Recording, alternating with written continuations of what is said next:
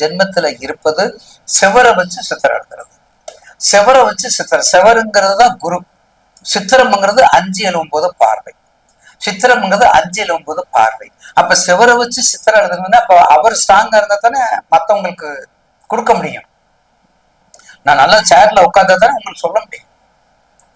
அதே போலதான் நிச்சயமாக உங்களுக்கு உங்களுடைய மிதுனராசி நேயர்களுக்கு பாவியாக இருந்தாலும், உபய லக்கணம் உபய ராசிக்கு அவர் பகை கிரகமா இருந்தாலும் உங்களுக்கு செய்யக்கூடிய அந்த பாவகத்தன்மையை மாற்றாமல் செய்வார். இனி வரக்கூடிய காலங்கள் மிக அற்புதமாக இருந்து ஆகணும்.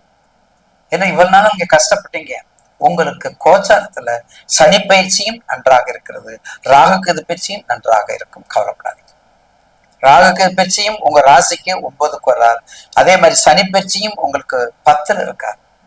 அப்ப குருவா மட்டும் கோச்சாரத்துல உங்க லக்கணத்தை பார்த்துக்கோங்க, உங்க ஜென்ம லக்கணத்தை பார்த்துக்கோங்க, உங்களுக்கு என்ன தசா புத்தி என்ன நடக்குது, என்ன வயசுங்கிறத பார்த்துக்கோங்க.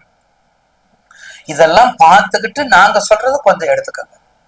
அடுத்து மதுரை எம்பதியில உள்ள மீனாட்சி அம்மன் வழிபாடு.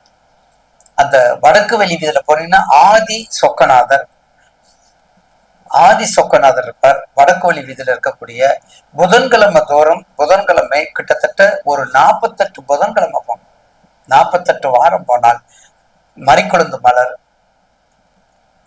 பச்சை வேஷ்டி, பச்சை வஸ்திரம், பச்சைங்கிற பூக்கள்ல பச்சை சம்பந்தப்பட்ட மனோரஞ்சிதம், பச்சை சம்பந்தப்பட்ட மறிக்குழுந்து அத்தனை மலர்களும் அந்த வடக்கு வெளி வீதியில் இருக்கக்கூடிய ஆதி சொக்கநாதர்.